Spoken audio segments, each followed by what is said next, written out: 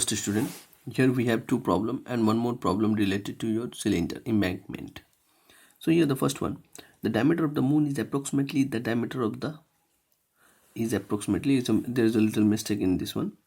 The diameter of the moon is approximately 1/4 of the diameter of the 1/4. Okay, 1/4 of the diameter of the earth. Find the ratio of their surface area. And the second question, same statement from here to here. The diameter of the moon is approximately 1/4 of the diameter of the earth. What fraction of the volume of the earth is the volume of the moon? These are two questions, separate question. So let's see one by one. Here for both statement, you can see that for this question and for this question, find the ratio of the surface area. Both have the same statement that diameter of the moon is approximately the 1/4 of the diameter of the earth. So here we'll go for first one and second one, and the both I will go simultaneously. Let's see. So in this case we'll take, let the diameter of the earth be 2r. Okay, and here also let the diameter of the earth be 2r. Now if the diameter of the earth be 2r, then moon's diameter, then diameter of moon equals to what? 1/4, that is 2r by 4, that means r by 2. Similarly here also the diameter of the moon equals to 1/4 of the diameter of the earth, that is 2r by this one, and we are getting here r by 2. Now after that, if we have the diameter of this one, that means half of the diameter is what? Radius. So therefore now we go for this one, therefore ratio. Now ratio, the question will arise, sir, find the ratio of the surface area. Now how could I decide which will be on the place of antecedent and the consequent place? So by looking at the statement right now, look at the first one is which part? The diameter of the moon. The moon is the first place. So here we're going to write in the ratio that surface area of the moon, surface area of the moon by surface area of the earth. The surface area of the moon means what? Moon diameter is this one, and we have the formula. Surface area means by default it is the total surface area, and for sphere, the total surface area and the curved surface area are same. So here we have 4 pi r square. R square means this one, r by 2 whole square, and for surface area of the earth, that is 4 pi r square. So here 4 pi cancel, r square by 6. Here we are getting, this is what we call diameter, so this will be your radius, means r by 2 by 2. Radius for this one is what? R by 2 by 2, that means r by 4. That means here we'll get here r by 4. So here we are getting 16, and there is r square, so r square cancel, will get here 1 by 16. Shall we keep the answer in 1 by 16? No, it is fraction. We need to keep our answer in a ratio, that means 1:16. This is our answer. And for this part, what fraction of the volume of the earth is the volume of the moon? That means we need to see that volume of the moon is equals to that what fraction of the volume of the earth. The volume of the moon means what? Formula is what? Volume of the moon is what? We're going to write here. Yes, it is in sphere, so 4 by 3 pi r cube. So here r cube. So radius, moon means this one, radius we have here, moon, this is r by 2. So you want to find the radius of moon is what? R by 2 by 2, that means r by 4. So instead of r, what we're going to write? R by 4. So here we are getting 4 by 3 pi r cube by 64. That means we can write here 1 by 64 into 4 by 3 pi r cube. And what is this? 4 by 3 pi r cube, See, diameter of earth is 2r, that means radius for earth is what? Radius of earth is r. Therefore volume of earth is 4 by 3 pi r cube. So here we are getting 4 by 3 pi r cube. That means we can write here 1 by 64 into volume of earth. This is the fraction. That means what fraction of the volume of the earth is the volume of the moon. So volume of the moon is the 1 by 64th of the volume of the earth. This relation they're asking us to find. Okay, now we'll proceed for the third one. So here we have a very important question. A well with a 10 meter inside diameter is dug 14 meter deep. Earth taken out of it is spread all around to a width of 5 meter to form an embankment. Find the height of the embankment. मतलब कह रहा है, मान लीजिए there is a ground, हम लोग मान लेते हैं एक ग्राउंड है, ठीक है। तो यहाँ पे आप एक कुआं को खोद रहे हैं, ठीक है। अब इस कुआं को जो खोद रहे हैं, यहाँ से आपको एक सिलिंड्रिकल शेप मिलेंगे।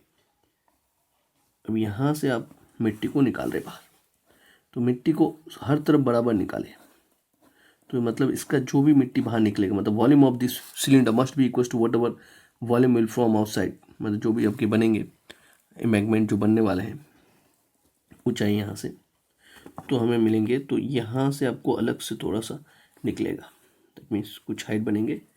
So this will be height, so here will get one embankment, ठीक है। ऐसा बनने वाला है, इसका हाइट मिलने वाला है। जो भी निकलेंगे बाहर ये उसका ये होगा, तो यहाँ से ये ऊंचा होगा और इस तरह का आपका बनेगा। तो अगर इसको टॉप व्यू को अगर आप देखते हैं, आपको ऐसा दिखेगा, एक सर्कल है और अंदर में और एक सर्कल है। तो यहाँ से हम लोग पहले हाइट को निकालते हैं। यहाँ तक का हाइट आपका 14 मीटर का दिया हुआ है, देखिए 14 मीटर डग किया जा रहा है, खोदा जा रहा है। और ये आपको निकालना है हाइट ऑफ द एम्बैंकमेंट, ये जो बना सिलेंडर का शेप, क्योंकि ये सिलेंडर इन शेप है वेल, और आपको चारों तरफ ऑल अराउंड सेम मात्रा में फेंके, इसका मतलब आपका ये भी सिलेंडर बनेंगे, but this is hollow cylinder, इतना विड्थ होंगे उसका मिट्टी के, ठीक है। तो ये हाइट है आपका। और यहाँ पे क्या दिया हुआ है, ए वेल विथ 10 मीटर डायमीटर, तो यहाँ से आपको कितना 10 मीटर का बन रहा है। इसका मतलब इनसाइड वाला जो रेडियस होगा वेल का, मतलब इनसाइड सर्कल यहाँ देख सकते हैं, इसका जो रेडियस बनेगा वो होगा 5 सेंटीमीटर का, एक्चुअली नॉट सेंटीमीटर, 5 मीटर का। और विद बन रहे हैं कितने के, देख लीजिए, विद बन रहे हैं 5 मीटर के विद, दैट मीन्स इतना सा होगा 5 मीटर। एक तो 5 मीटर इतना है, इतना विद बना 5 मीटर का। इसका मतलब अगर बड़े वाले सर्कल को देखते हैं, मतलब टॉप व्यू को, तो ये हो जाएगा 10 मीटर का। तो इसका वॉल्यूम निकालने के लिए, the volume of hollow cylinder, तो क्या होता है formula, pi R square capital R square H minus pi small R square H, ये होता है। दैट मीन्स ये हमें मिलने वाला है, ठीक है। और इंटू एच रहेगा, ये है एच, ये वाला। तो इसका मतलब जो भी मिट्टी बाहर निकले हैं उतना ही मिट्टी मैच करेंगे, मतलब जो भी बाहर निकले हैं, मतलब अंदर से जो भी बाहर निकले दोनों का बराबर रहेगा। इसका मतलब whatever volume will be catch here, the volume of the embankment, मतलब जो आउटसाइड अर्थ जो निकले हैं, तो वॉल्यूम ऑफ द वेल होंगे, सेम हो जाएगा। तो यहाँ पे वट हम लोग क्या करने वाले हैं, तो first will write here we have, लिख लेंगे रेडियस, इनर रेडियस और आउटर रेडियस दोनों लिख लेंगे। इनर रेडियस हमें जो मिल रहे हैं स्मॉल आर लिखेंगे, will write here that is hour how many 5 centimetre, and outer radius हमें मिलेंगे कैपिटल आर, जो 10 हो जाएंगे, 5 + 5 तो 10 मीटर के, नॉट सेंटीमीटर, मीटर हो जाएंगे, ठीक है। उसके बाद वॉल्यूम ऑफ एम्बैंकमेंट क्या हो जाएंगे, वॉल्यूम ऑफ वेल, भैया वॉल्यूम ऑफ द क्या कहते हैं अर्थ टेकन आउट यहाँ पे लिख सकते हैं, तो वॉल्यूम ऑफ द वेल हो जाएंगे। तो यहाँ जो एम्बैंकमेंट बने ये क्या हो जाएगा, इसके जो एरिया आएंगे, तो वॉल्यूम ऑफ वेल, वेल का क्या है, well is a cylindrical shape, तो यहाँ आ जाएंगे पाई स्मॉल आर हो जाएंगे, क्योंकि ये जो अंदर के हैं वो स्मॉल है, आर स्क्वायर हेच, यहाँ का हेच हम लोग मान लेंगे आपका